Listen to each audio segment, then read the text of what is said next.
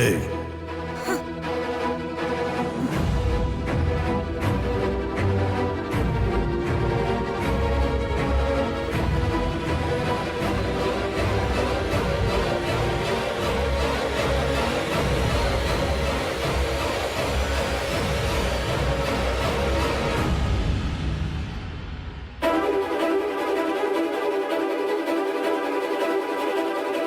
മിടുക്കിയാണല്ലോ.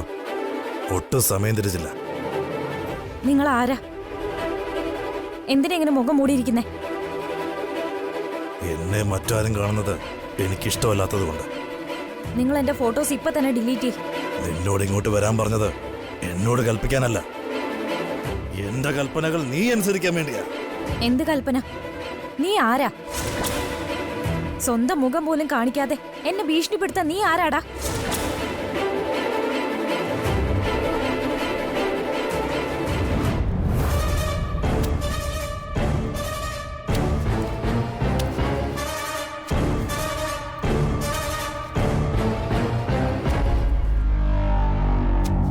ജ്യോതി, ഞാൻ പറഞ്ഞൊക്കെ ഒറ്റ ദിവസം കൊണ്ട് മറന്നുപോയോ? ജ്യോതിയുടെ വീട്, നിനക്ക് പരിചയമുള്ള ആളുകള്. എന്നെ ഭീഷണിപ്പെടുത്താൻ താ ശ്രമിച്ച. അങ്ങനെ പേടിക്കുന്നവളല്ല ഞാൻ. അങ്ങനെ പേടിക്കുന്നവളായിരുന്നെങ്കിൽ ഇവിടെ ഇപ്പൊ തന്റെ മുന്നിലേക്ക് വരില്ലായിരുന്നല്ലോ. ജ്യോതിയുടെ നിലപാടിതാണെങ്കിൽ എനിക്കൊന്നും സംസാരിക്കാനില്ല. ജ്യോതി പൊക്കോ തിരിച്ച്. പക്ഷെ എനിക്ക് സംസാരിക്കാനുണ്ട്. നിന്റെ ഫോൺ എടുക്ക്. നീ എടുത്ത ഫോട്ടോസ് ഇപ്പൊ ഡിലീറ്റ് ചെയ്യണം, എന്റെ മുന്നിൽ വെച്ച്. ഇല്ലെങ്കിൽ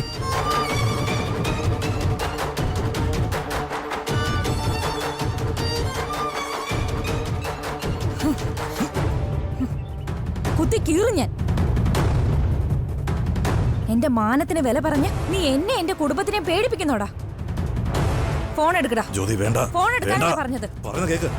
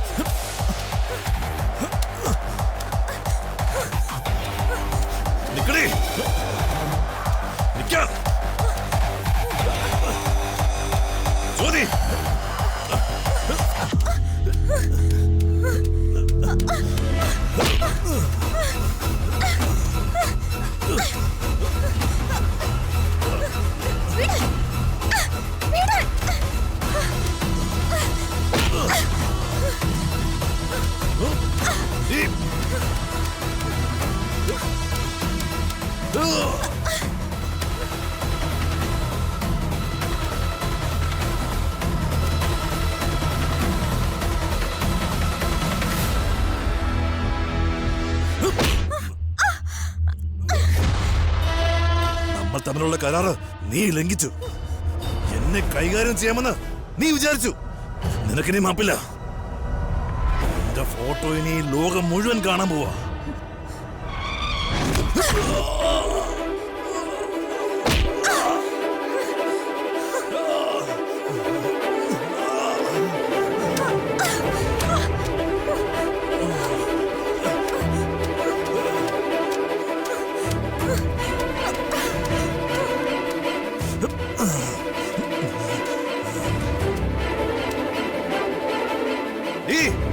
നീ ഓർത്തു വെച്ചോ, ഈ നിമിഷം മുതൽ നിന്റെ ജീവിതം എന്ത് ചെയ്യണമെന്ന് ഞാൻ തീരുമാനിക്കും.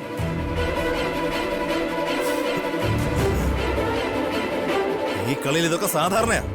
പക്ഷെ നീ അംഗം കുറിച്ചോ മോളെ, ഇതെന്റെ പയറ്റാ.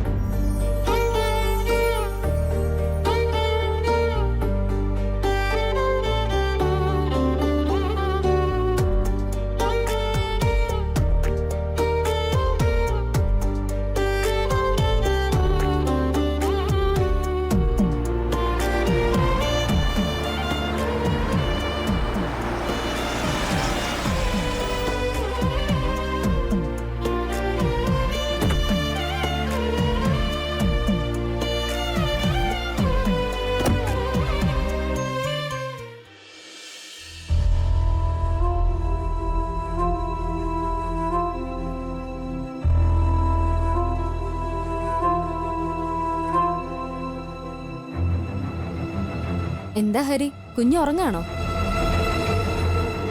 കുറച്ചു മുമ്പേ ഞാൻ വീണയെ വിളിച്ചിരുന്നു. ഹരിയാണോ കുഞ്ഞിനെ കുളിപ്പിച്ചത്? അതെ. ഹരിയുടെ ഈ നേച്ചറാ എനിക്കിഷ്ടം. ചെറുതായാലും വലുതായാലും വെല്ലുവിളികളെ നേരിടുക, അതിൽ ജയിക്കണമെന്ന് വാശി പിടിക്കുക, എന്നിട്ട് അത് നടത്തി കാണിക്കുക.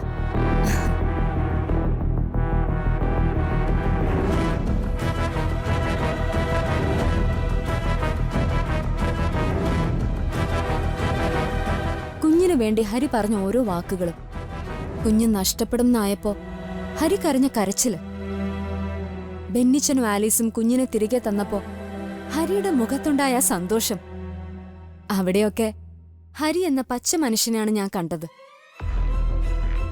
അതുകൊണ്ടാണല്ലോ എനിക്ക് ഇത്രയ്ക്ക് ഇഷ്ടായത്. കുഞ്ഞിനെ കിടത്തണം.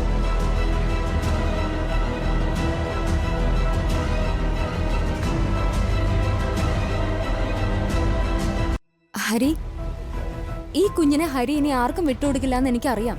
ഞാൻ പറഞ്ഞ പോലെ നമ്മൾ തമ്മിലുള്ള വിവാഹം നടന്ന നമുക്ക് ഈ കുഞ്ഞിനെ വളർത്താം. ഹരിയുടെ സംസ്കാരവും എന്റെ സമ്പത്തും കൂടി ആവുമ്പോ ഇതിനേക്കാൾ വലിയൊരു ഗിഫ്റ്റ് ഈ കുഞ്ഞിന് കൊടുക്കാനുണ്ടോ? സോറി, സമ്പന്നതയുടെ ലക്ഷണം നീ കാണിക്കുന്നൊന്നുമല്ല. എന്റെ കുഞ്ഞിനത് വേണമെന്ന് ഞാൻ ആഗ്രഹിക്കുന്നുമില്ല. ഇതെന്റെ കുഞ്ഞ്. ഈ കുഞ്ഞിനെ പ്രസവിച്ച വീണ ഉപേക്ഷിച്ചപ്പോ എന്റെ നെഞ്ചിൽ ഞാൻ ചേർത്ത് പിടിച്ച കുഞ്ഞ്. ഈ കുഞ്ഞിനപ്പുറം എനിക്കൊരു ജീവിതവുമില്ല. ഹരി, സംയുക്ത പ്ലീസ്, സംസാരിക്കാനുള്ളതെല്ലാം നമ്മൾ തമ്മിൽ സംസാരിച്ചു കഴിഞ്ഞത്. വീണ്ടും എന്നെ ഇറിറ്റേറ്റ് ചെയ്യരുത്. ഹരി, മുൻപ് ഹരിയോട് പറയാൻ ഹരിയുടെ ഭൂമി മാത്രമേ ഉണ്ടായിരുന്നുള്ളൂ. പക്ഷെ ഇപ്പൊ എന്റെ ആഗ്രഹങ്ങൾക്ക് തടസ്സം ഹരിയുടെ നെഞ്ചി കിടക്കുന്ന ഈ കുഞ്ഞുകൂടെയാ.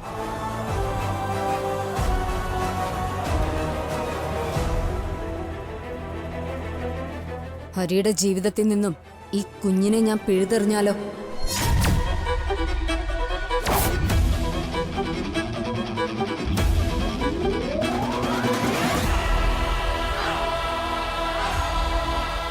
ഈ ലോകത്ത് എന്തും ചെയ്യാൻ ശേഷിയുണ്ടെന്ന് ചിന്തിക്കുന്ന ചില വിഡ്ഢികളുണ്ട്.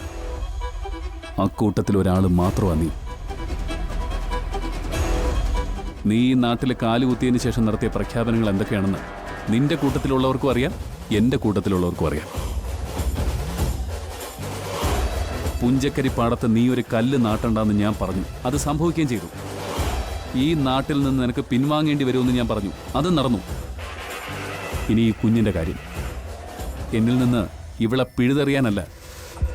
ഈ കുഞ്ഞിനെക്കുറിച്ച് ഇനിയൊരു വാക്ക് തെറ്റായി സംസാരിച്ചാൽ പോലും നിന്റെ നാവ് ഞാൻ പിഴുതെടുക്കും.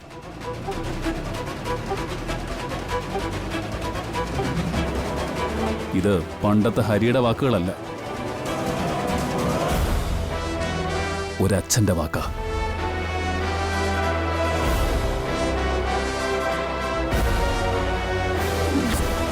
എന്റെ കുഞ്ഞിനു വേണ്ടി എന്തും ചെയ്യും ഞാൻ. എങ്കിൽ നമുക്ക് കാണാം. ഇത് നിങ്ങൾക്കുള്ള അവസാന വാർണിംഗാ. നിങ്ങൾ കരയും ഹരി, എന്റെ കാൽക്കലിരുന്ന് കരയും. അതിനുള്ള വഴി ഞാൻ ഉണ്ടാക്കും.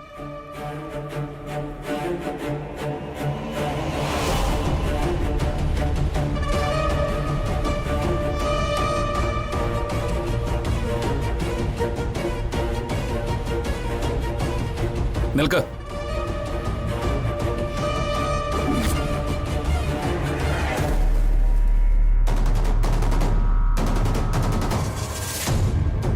ആണൊരുത്തനോട് ഒന്ന് നേരിട്ട് മുട്ടി നോക്കാത്തതിന്റെ എല്ലാ അഹങ്കാരവും ഉണ്ട് നിനക്ക്. ഇത് നിന്നോടുള്ള എൻ്റെ അവസാനത്തെ വാണിങ്ങ.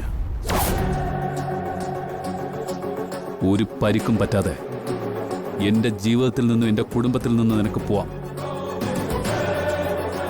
അതല്ല ഫൈറ്റ് ചെയ്യാനാണ് ഉദ്ദേശമെങ്കിൽ ഇനിയൊരു മത്സരത്തിന് സംയുക്തയ്ക്ക് ശേഷിയില്ല.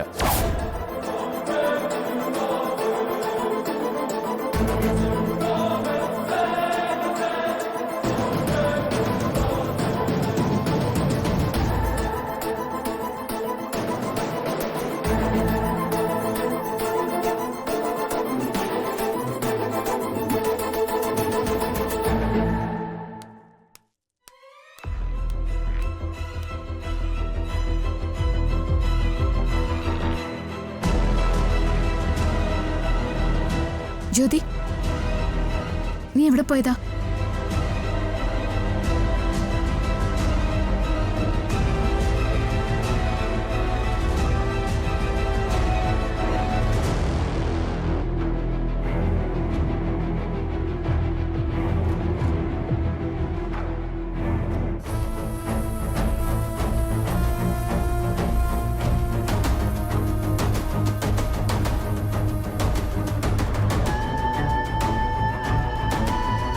മോളെ, നീ എന്ത് ഇവിടെ വന്ന് നിൽക്കുന്നേ? എന്ത് പറ്റി മോളെ? നിത്യേച്ചി, ഞാൻ വല്ലാത്തൊരു പ്രശ്നത്തില. എന്തു പറ്റി?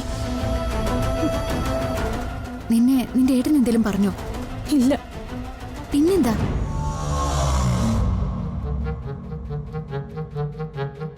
മോളെ, നീ വല്ലത് പേടിച്ചിട്ടുണ്ടല്ലോ.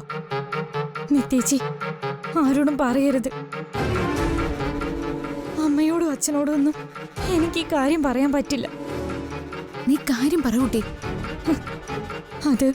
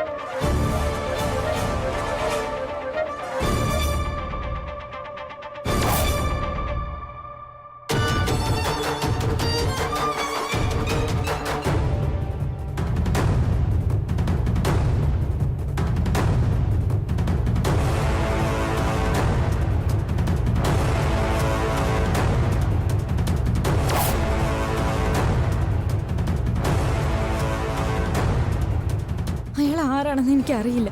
പക്ഷെ ഇവിടുത്തെ എല്ലാ കാര്യങ്ങളും അയാൾക്ക് അറിയാം. അയാൾ ആ ഫോട്ടോസ് ഏട്ടൻ അയക്കും. അമ്മയ്ക്കും അച്ഛനും എല്ലാം അയച്ചു കൊടുക്കും. ഫംഗ്ഷന്റെ ദിവസം തന്നെ നിങ്ങൾ ഞാൻ വിലക്കിയതല്ലേ മോളെ? എന്നിട്ട് എന്താ നിങ്ങളത് മനസ്സിലാക്കാതെ പോയത്? നിത്യേച്ചി, ഇനി എത്ര പേരോട് ഉത്തരം പറയേണ്ടി വരും? നിനക്ക് പുറകെ നടക്കുന്നവൻ ആരാന്ന് അറിയാനുള്ള മാർഗം പോലും നമുക്കില്ല. അയാൾ ഇനിയും ഭീഷണിപ്പെടുത്തിയാൽ ഞാൻ എന്തെങ്കിലും ചെയ്ത് ചത്തുകളയും. ഒന്ന് മിണ്ടാതിരിക്കുന്നുണ്ടോ നീ? എന്തെങ്കിലും ഒരു പ്രശ്നം വരുമ്പോ ചാകുന്നതാണോ പരിഹാരം? മനുവിനെ എനിക്കിഷ്ടോ, മുൻപേ ഇഷ്ടോ. അവനെ കാണണമെന്ന് തോന്നിയതുകൊണ്ടാ ഞാനിന്ന് അവന്റെ അടുത്തേക്ക് പോയത്. അല്ലാതെ ഞാൻ വേറെ തെറ്റൊന്നും ചെയ്തിട്ടില്ല. ഇതിനു മുമ്പ് എപ്പോഴെങ്കിലും ഞാനൊരു ചീത്തപ്പേര് കേൾപ്പിച്ചിട്ടുണ്ടോ നിത്യേച്ചി? മോളെ, അച്ഛനും അമ്മയും നമുക്ക് എന്തെങ്കിലും പറഞ്ഞു മനസ്സിലാക്കാം. നിന്റെ മനസ്സ് അവര് മനസ്സിലാക്കുന്നുള്ള കാര്യം എനിക്ക് ഉറപ്പുണ്ട്. പക്ഷെ ജീവന്റെ കാര്യം, സ്വന്തം പെങ്ങളാണെന്നൊന്നും ആ മനുഷ്യൻ നോക്കില്ല. നീ ചീത്തയാണെന്ന് വരുത്തി തീർക്കാൻ ഒരവസരം കിട്ടിയാല് അത് ഉപയോഗിക്കുകയുള്ളൂ. മോളെ നിത്യ, അമ്മയും അച്ഛനും വിളിക്കുന്നു. അവരുടെ മുന്നിൽ നീ ടെൻഷനോടെ നിൽക്കരുത്. എങ്ങനെയെങ്കിലും പരിഹരിക്കാനുള്ള മാർഗം ഞാൻ നോക്കാം. അതൊന്നും കാണിക്കരുത്. പറഞ്ഞത് മനസ്സിലായല്ലോ? എന്തെങ്കിലും ഒരു മാർഗം ഈശ്വരൻ കാണിച്ചു തരും. നിത്യ, നിത്യ, നീ വാ.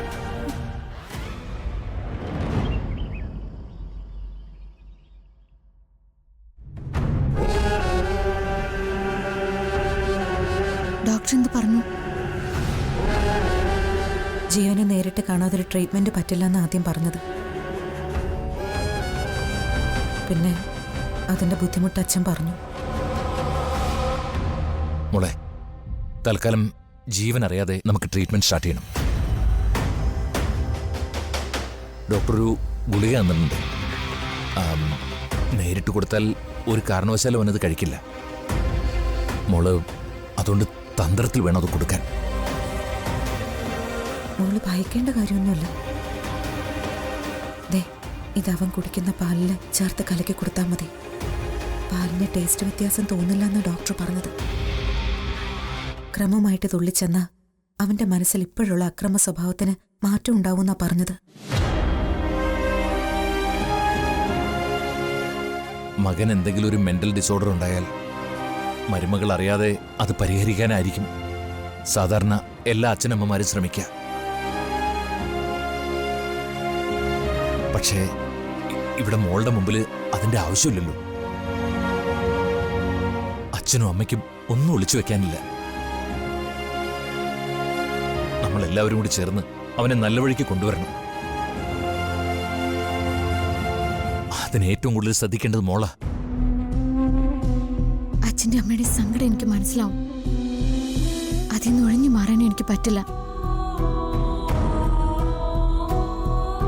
നമുക്ക് ശ്രമിക്കാം അച്ഛാ.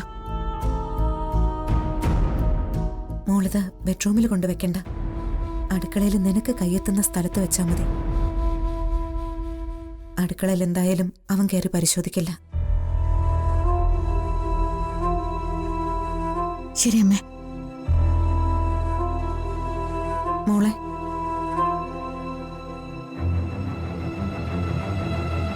ഇത് അച്ഛന്റെ അമ്മയുടെയും ഗതികേട്. എല്ലാം തിരിച്ചറിയുന്ന അവസ്ഥയിൽ മോള് കൂടെ ഇല്ലായിരുന്നെങ്കിൽ ഞങ്ങൾ തളർന്നു പോയേനെ. അമ്മ പേടിക്കണ്ട. ഒരസുഖം എന്ന അവസ്ഥയില് ഇതിനെ തിരിച്ചറിയാനും ട്രീറ്റ് ചെയ്യാനുള്ളൊരു മനസ്സെനിക്കുണ്ട്. ജീവൻ പാൽ കുടിക്കാൻ വരാൻ സമയമായി. ഇപ്പൊ തന്നെ ഇത് ചേർത്തേക്കാം.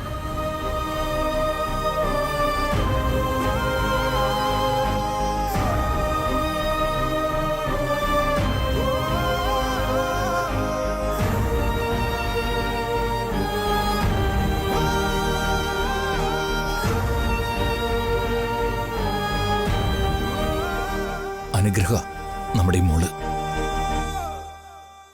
ചിലപ്പോഴെങ്കിലും രഘുവേട്ടനെ തോന്നിയിട്ടില്ലേ എന്തുകൊണ്ടാ എല്ലാവരെക്കാളും പ്രാധാന്യം ഞാൻ അവൾക്ക് കൊടുക്കുന്നേന്ന്? അതിനുള്ള ഉത്തരവാണിത്. അവള് നമ്മുടെ മനസ്സിന്റെ കൂടെയാ സഞ്ചരിക്കുന്നത്. താമ്പാ